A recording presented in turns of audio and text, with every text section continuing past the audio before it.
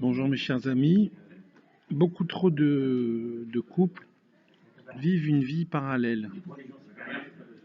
C'est-à-dire que au Hachem on se marie, on s'aime, la vie est belle, tout est beau, on a des enfants, on les éduque, ils grandissent,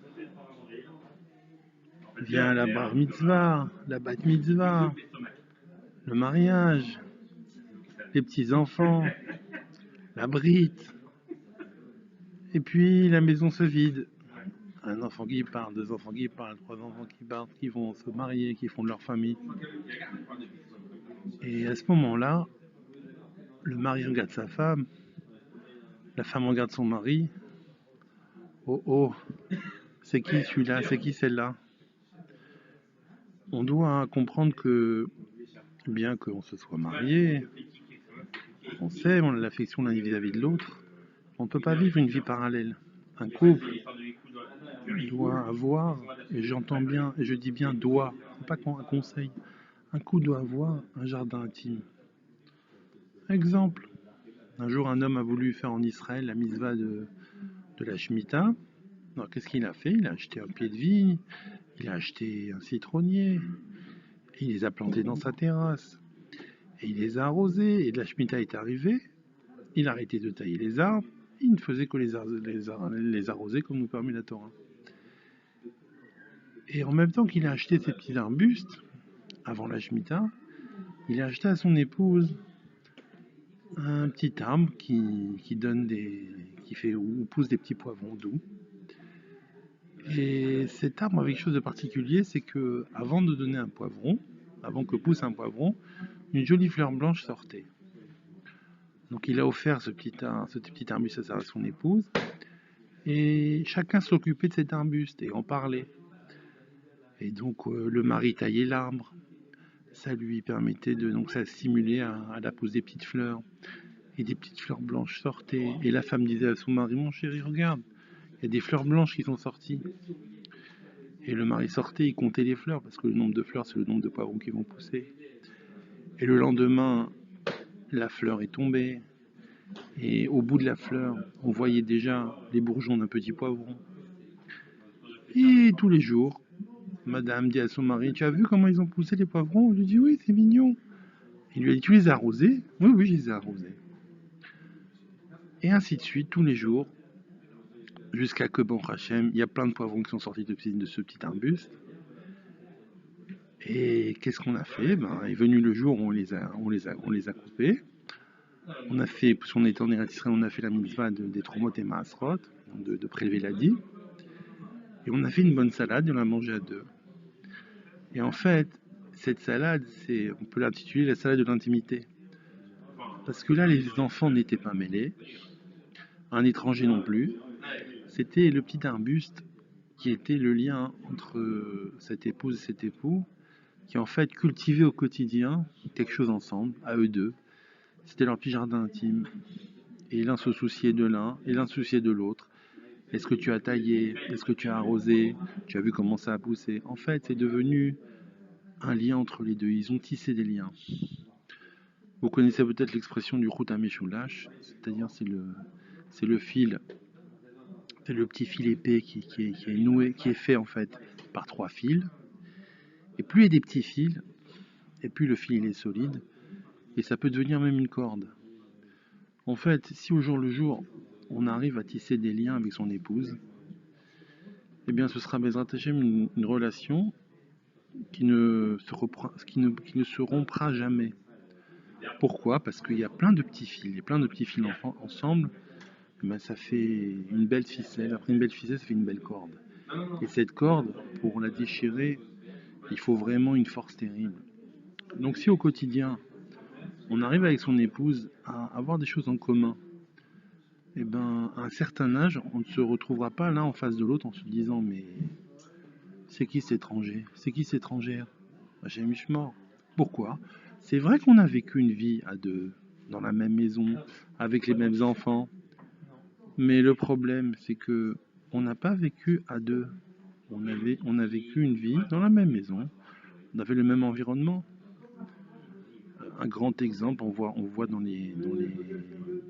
dans les quartiers religieux en Israël, surtout à Jérusalem, on voit le soir beaucoup de troupes qui marchent ensemble. C'est un petit moment à eux, où ils marchent, où ils parlent, où ils échangent des idées. Il y a, comme on dit, un rapport humain entre l'un et l'autre. La femme se confie à son mari, le mari se confie à sa femme. L'un conseille l'autre, l'un essaie de corriger l'autre. On marche ensemble, on fait un bout de chemin ensemble, mais on est tous les deux tout seuls. Et ça vient apporter une grande intimité dans le couple, parce que c'est un moment à deux où les enfants ne sont pas mêlés, il n'y a pas d'étrangers, il n'y a personne. On est les deux dans la rue, et puis il n'y a personne d'autre. Donc on voit que c'est tisser des liens. C'est vrai que c'est ma femme, c'est vrai que c'est mon mari, mais ça suffit pas. Il faut qu'on soit aussi des amis, il faut qu'on soit des confidents. Il faut qu'on montre que l'un est important, c'est-à-dire que le matin d'arriver, de dire un grand bonjour avec un beau sourire, le sourire c'est magique, dit le Rav Ramon. S'intéresser à ce que madame a fait dans la journée, lui faire une bracha, lui dire qu'est-ce que la maison est propre, oh que ce plat est bon. Ça ne nous coûte rien et ça fait que du bien à son épouse. Et l'épouse de la même manière, elle s'intéresse à ce qu'a fait son mari dans la journée, elle lui pose des questions. Tout ça dans une intimité commune, sans arrière-pensée, uniquement s'intéresser à l'autre, montrer à l'autre qu'il nous intéresse, que les moments qu'il a passés dans la journée nous intéressent, et communiquer. Il ne faut pas hésiter, parfois on a des choses à dire à son épouse, ou on veut lui faire un petit reproche sur tel ou tel sujet, ou l'épouse veut faire un tel ou tel reproche sur un autre sujet. J'ai entendu d'un grand Talmid Chacham, le Rav Sharabi de Bnei Brak, il a dit que nous sommes dans une génération où les gens n'aiment pas les reproches de front. Alors qu'est-ce qu'il faut faire? Il faut d'abord flatter l'ego de son mari ou de sa femme, lui faire des compliments, mettre la personne en valeur, et par la suite, un petit reproche bien placé, comme un petit missile qui a été bien visé. Et puis on a dit ce qu'on a à dire. C'est qu'on n'est pas là dans une situation où on s'imagine qu'on doit faire que des compliments, que des petits mamours, être gentil et ne jamais rien dire et tout supporter. Non, on est là pour parler, on est là pour échanger, on est là pour avancer ensemble, pour fonder un foyer ensemble, pour fonder une famille ensemble. Donc parfois, il y a des choses où on n'est pas d'accord avec son épouse, on n'est pas d'accord avec son mari. On parle, mais on parle d'une manière agréable, au milieu de choses agréables. C'est là où le message passera le mieux. Chacun connaît sa femme, chacun connaît son mari. C'est le moment où la personne est réceptive. Si une femme a besoin de demander à son mari change-moi une ampoule, c'est pas qu'il est rentré du travail après une longue journée de travail, il est fatigué, il a faim, il rêve que d'une chose, c'est s'asseoir à table et manger. Et sa femme lui dit mais je comprends pas, ça fait une semaine que je te demande de me changer l'ampoule, pourquoi tu me l'as pas changée? Et lui il la regarde, il commence à lui dire mais j'ai pas le temps, j'ai faim, tu comprends pas, arrête.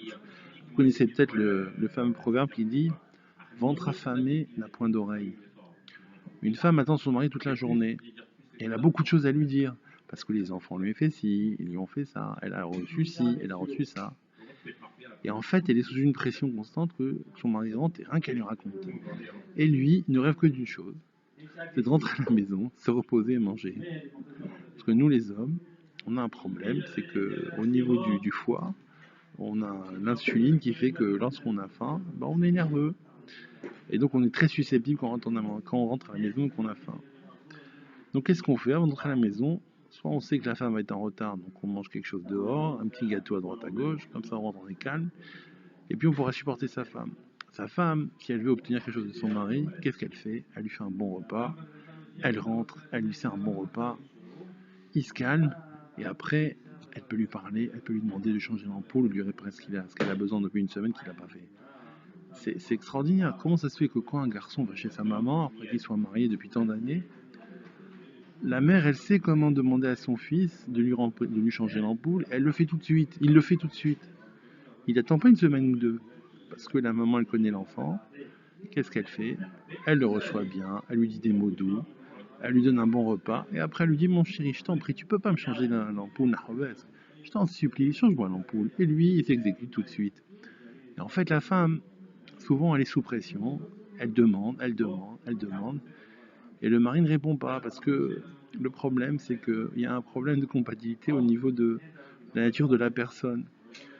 Le mari, lui, il pense qu'à une chose et la femme, elle pensera à autre chose. Donc évidemment, dans ces cas-là, il faut s'entendre. Et comment on s'entend? Eh ben, la meilleure technique, c'est ça, c'est de recevoir son mari comme il faut, et par la suite de lui demander, et c'est garanti qu'il acceptera, qu'il fera ce qu'on lui a demandé. Beaucoup de maris se plaignent des demandes trop importantes ou intempestives de leur femme au niveau des courses, au niveau des dépenses, au niveau de beaucoup de choses. La Gemara nous dit que lorsque le sac de farine commence à se vider, les cris commencent à la maison. En fait, on doit comprendre que la nature de la femme fait qu'elle a des obligations vis-à-vis de son mari, vis-à-vis de ses enfants, vis-à-vis de son entourage. C'est comme une usine à flux tendu. Une femme, elle a besoin de matières premières pour fabriquer. Une femme, c'est une usine à produire. Baruch Hashem, elle nous fait des enfants, elle nous fait à manger, elle fait le linge, elle fait le ménage, elle fait beaucoup de choses, une femme, Baruch Hashem. Mais pour faire tout ça, elle a besoin de matières premières. Donc les matières premières, ça va être les courses, ça va être tout ce qu'on doit lui ramener toute la journée. Parce que elle doit faire à manger aux enfants. Elle sait que les enfants arrivent à 4 heures. Donc le goûter doit être prêt. Donc elle a besoin de pain, de chocolat, de lait, de cornflakes.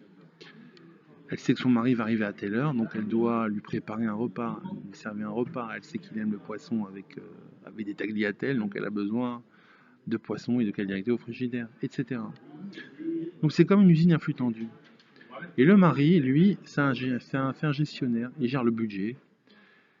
Et il voit que madame a la carte bleue facile. Et il se plaint. Il me dit, mais combien tu peux dépenser? C'est pas possible. Et elle lui dit, mais j'ai besoin. Mais c'est pas possible. Besoin autant que ça. Il me dit, ben oui. Et lui, il comprend pas.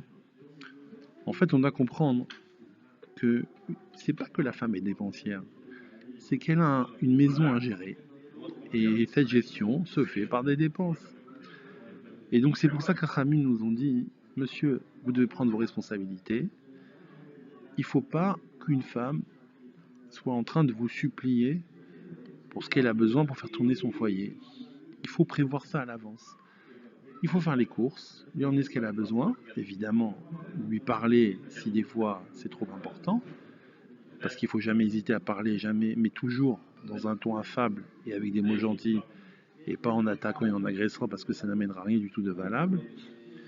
Mais comprendre que sa nature fait qu'elle a besoin de matières premières parce qu'elle doit produire. Elle produit sans arrêt, mais en flux tendu. Comme une usine qui produit, qui donne ce que chacun a besoin.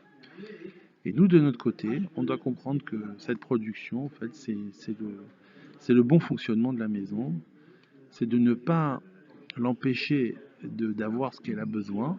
Parce qu'en fait, ce qu'elle a besoin, c'est pour notre bien à nous, parce que c'est ce qu'elle doit faire, ce qu'elle doit fournir à nos enfants, à nous-mêmes et évidemment à elle-même.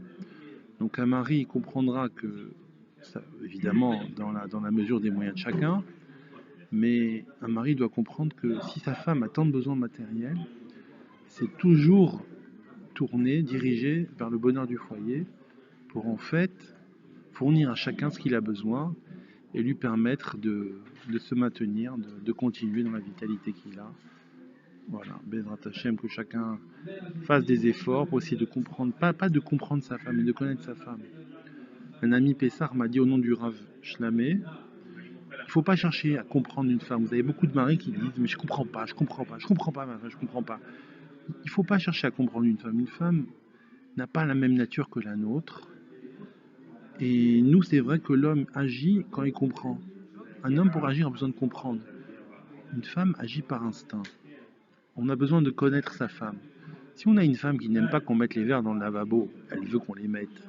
Sur le plan de travail, on discute pas, on fait, ça évite les histoires. Si une femme aime les roses jaunes et pas les roses blanches, eh ben on lui offre des roses jaunes.